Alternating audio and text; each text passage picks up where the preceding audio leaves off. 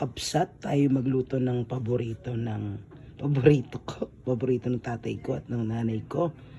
Ang sinigang na alasugpong hipon sa kamyas at kamatis. O, diba?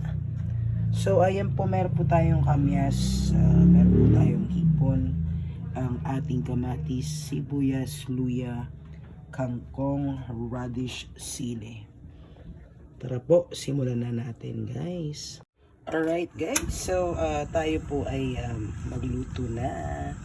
So, painitin na po natin ang ating kalan. Lagyan na po natin ng konting mantika. So, ayan po ang ating luya, sibuyas, kamatis at ang ating mahiwagang kamyas.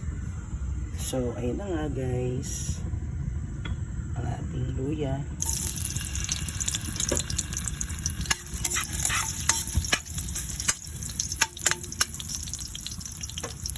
Ating sibuyas.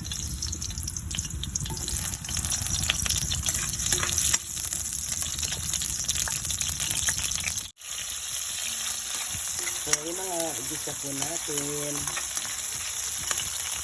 Mas masarap po pag naglasa ang ating luya. Lalo po sa mga inuubo at sinisip ang tulad namin. Dahil sunod-sunod po ang bagyo nitong mga nakaraan. Saka po natin lagyan ng kamatis.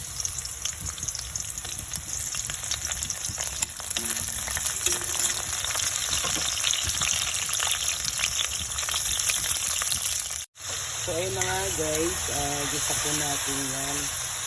Lutuin po natin ng ating tomato. Ang ating patis.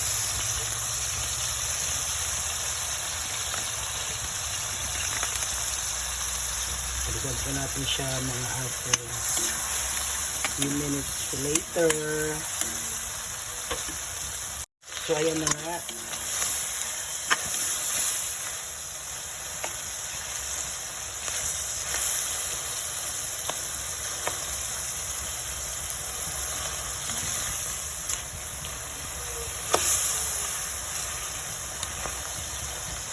Para maglasa, igain po natin siya. Isatin, i-press. Tapos ang ating pinaka-pang-asim ang ating kamyas.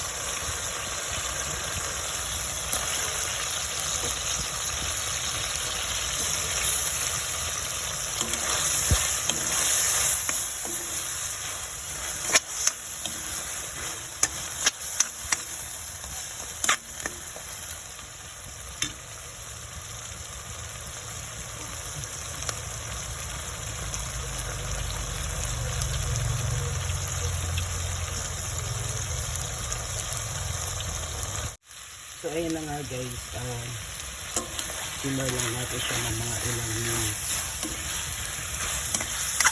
para maluto ang ating kamyas. We can add a bit of ito na dugasan ng bigas. Kasi lang madali pa magdagdag ng sabaw para po lumasa ang ating kamyas. Ayan po, ayan lang po natin siya maluto, guys. So ayun na nga, lagay na po natin yung iba pang pinagugasan ng bigas.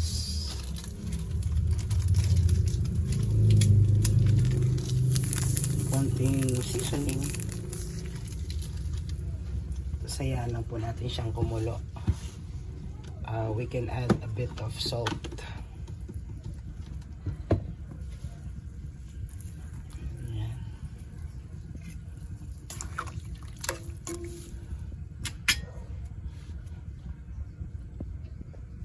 So ayun na nga, guys, dinamihan na po natin yung sabaw para isang kulo na lang siya.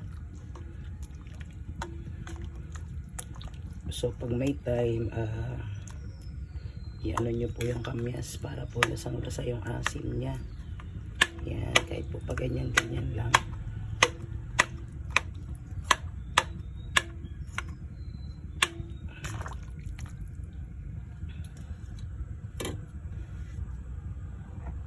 So ayan na nga mga kapsat, luto na ang ating kamyas. Naglasan na rin ang asin Ayun na po ang ating alasog pong swahe.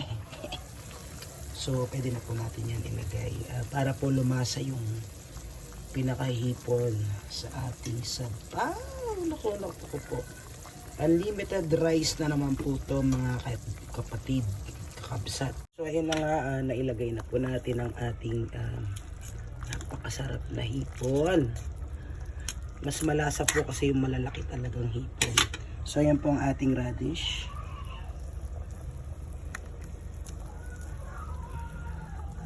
So, ayan na nga, paglagay ng radish, lagyan na po natin siya ng additional gulay na gusto nyo po.